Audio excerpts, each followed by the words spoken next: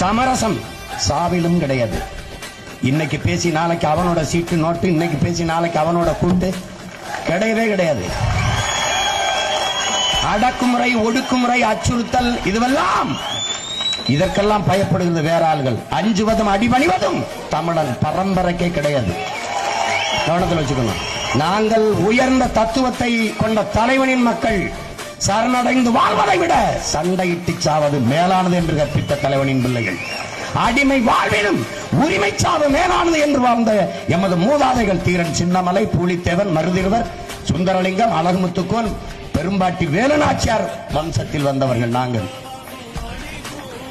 உயிரை இழக்கலாம், அது என்னுடைய இழப்பு. எங்கள் உரிமையை ஒருபோதும் இழக்க முடியாது, அது என் இனத்திற்கான இழப்பாக போய்விடும்.